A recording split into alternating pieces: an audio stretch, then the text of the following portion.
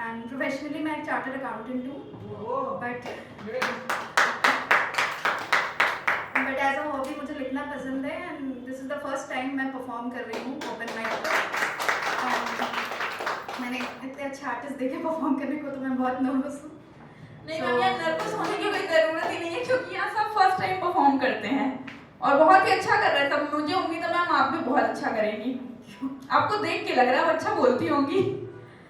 तो मैंने ये जो लिखा है ये मेरा परसेप्शन है, एक नज़रिया है लाइफ को लेके, जैसे हम सबका होता है कि हम जब भी अपनी लाइफ शुरू करते हैं, we are on ground floor and हमें जहाँ भी जाना है, हमारा डेस्टिनेशन जो है वो हमारा फर्स्ट फ्लोर है एंड उसके बीच की जो भी जर्नी है वो सब सीढ़ियाँ हैं एंड यही सीढ़ियों में हमारा पूरा जीवन जाता है।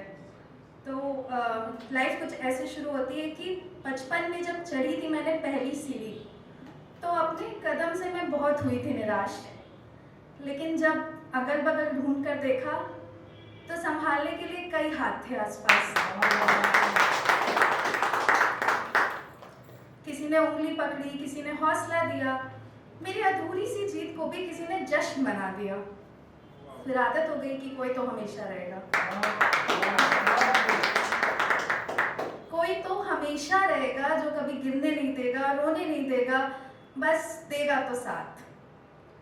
बट फिर हम बड़े हो गए और जैसे जैसे बड़े हुए वो सारे संभालने वाले हाथ कहीं खो से गए। बहुत आवाज़ें दी, उसी सीढ़ी पर खड़े होकर दूर दूर तक देखा, पर ना कोई दिखा ना कोई मिला।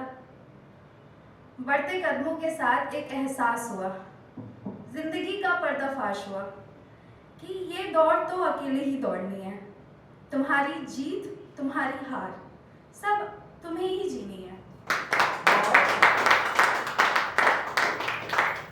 आखिरी ताली भी तुम्हें खुद ही बजानी है, क्योंकि सब अपनी अपनी सीढ़ियों पर व्यस्त हैं, सबकी अपनी कहानी है।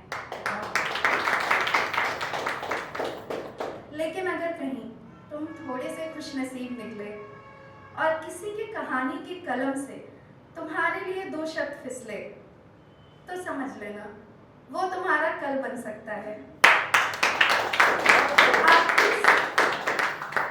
आखिरी सीढ़ी तक साथ देने वाला तुम्हारा हमसफर बन सकता है।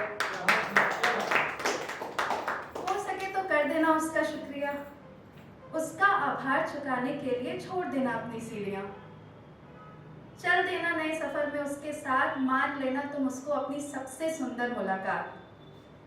शायद इस बार हर सीढ़ी पर तुम्हारी दबी आवाज को हौसला देने के लिए, तुम्हारे रुकते कदमों को रुकने ना देने के लिए, तुम्हारे कांपते हाथों में हिम्मत भरने के लिए, तुम्हारी हंसी के लिए, तुम्हारे गम के लिए, तुम्हारी कविता का सार बनने के लिए, तुम्हारे जीवन का आधार बनने के लिए, तुम्हारे आंखों के पीछे छुपी, तुम्हारे आंसुओं के पीछे छुपी वजह को ढूंढ के पता करके उसको अपनी तुम्हारी बेवजह हंसी का वजह बनने के लिए,